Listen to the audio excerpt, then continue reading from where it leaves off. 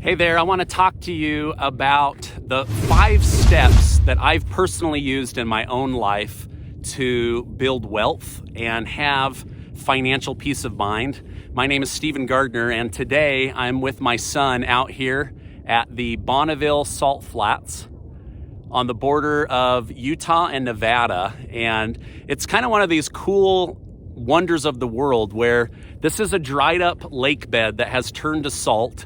This is where they come out and try to break the speed records.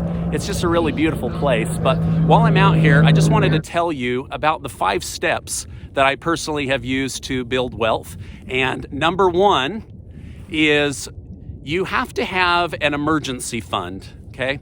Now, some experts say you should have 6 months to 12 months worth of bills in the bank before you become an investor, but I found that to be too long. And so I kind of have 2 key metrics that I look for when it comes to my own financial peace of mind. And the first one is you want to have at least $1,000 as an emergency fund.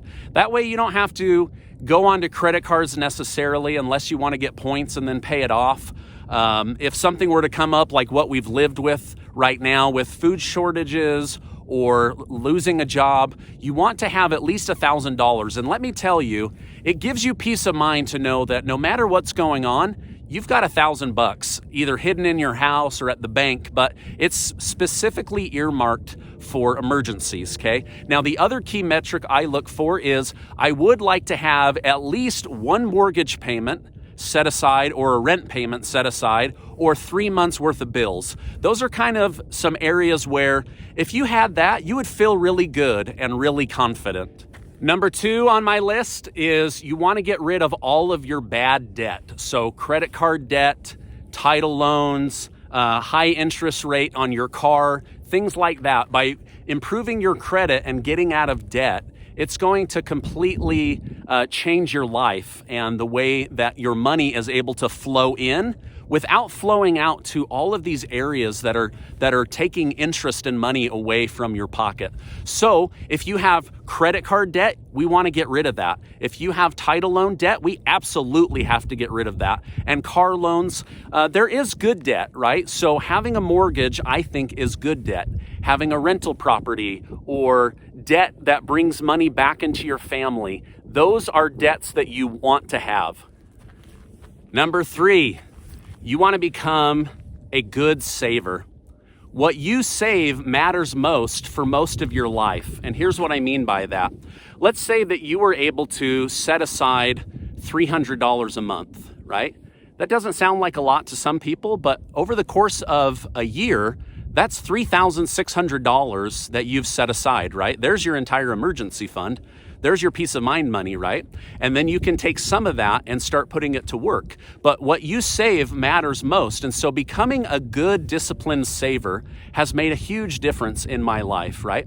The other thing is the amount of money that you can put into savings consistently for almost 20 years of most people's lives will be more than what your money can earn in investments. And here's what I mean by that. Let's say that you were able to save $5,000 a year.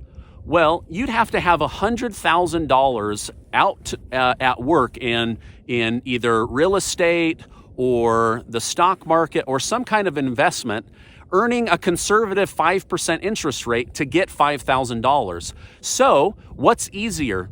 Saving $5,000 in a year or getting to that $100,000 mark and having $5,000 of interest come into your life, right? So becoming a good saver is an absolutely, it's a deal killer if you're not a good saver. You won't have the money that you want in the future. So become a good saver.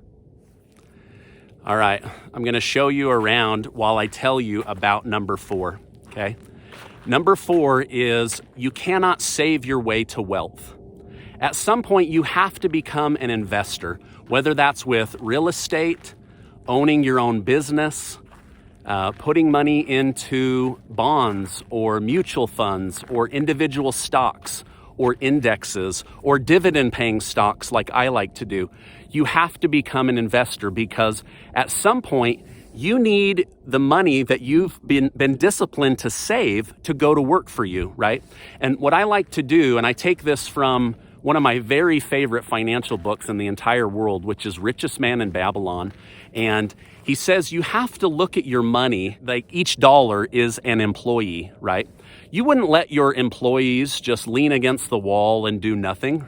You wouldn't let them just sit down and take lunch breaks their entire shift, right? So at some point, you've got to have the employees in your business at work for you, right?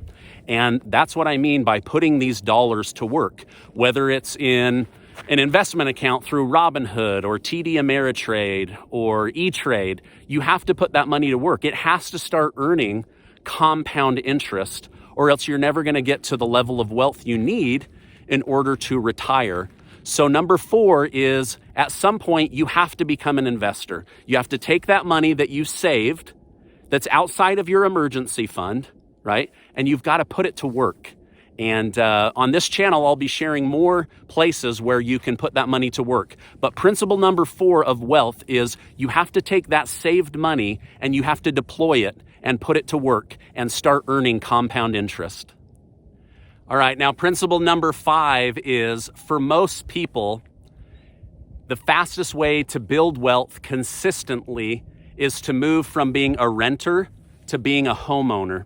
And if you've never been a homeowner, you don't realize that a portion of every payment that you make towards your mortgage is building equity, right? It's like forced savings that allows you to build wealth over time. So not only can the property appreciate in value regardless of the money you put into it, but by chopping away at that debt, you're building equity. You're forcing savings upon yourself. So I'm just going to get real for a minute. My mortgage payment is $1,670. And at this point, over $500 of every mortgage payment I make goes back to me. It goes to equity that I own, that I'll be able to liquidate out of the property one day or move to the next property. Or when I refinance, because I've paid down that debt, I get to lower that monthly payment, maybe from $1,670 a month down to $1,400 a month. And then that frees up $270 a month that I can then deploy into other investments, okay? Now, most people don't realize that if you've never been a homeowner, you don't have to come up with 20% down anymore.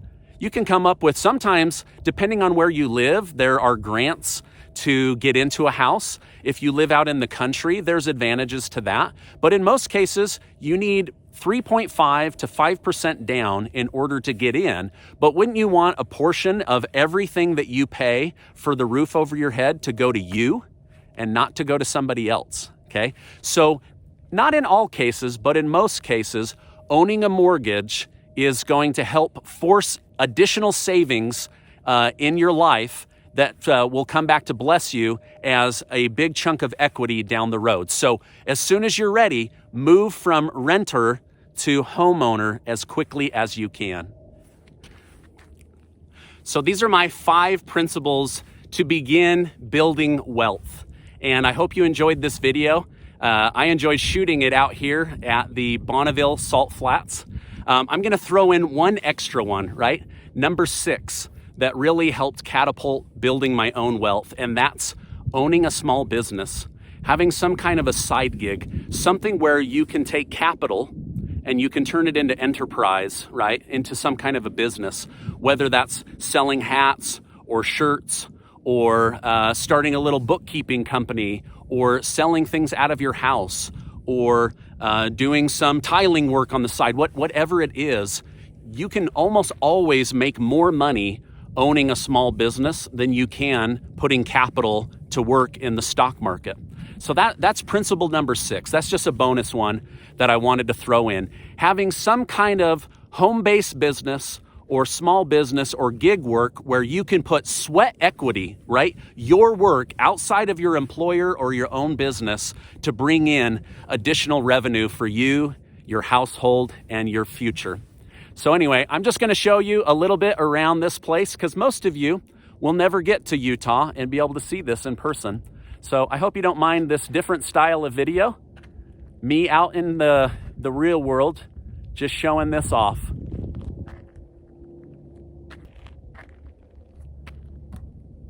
But take serious these 6 principles of wealth so that you can have that peace of mind when it comes to your money and your future, and to become a good saver, right? Forced savings, a small business, all of these principles will help get you on the right track to having the financial peace of mind that you want. Hey, I just want to wrap up by reminding you that you are amazing. Thanks for coming out here to the Bonneville Salt Flats with me today, and I'll see you on the next video.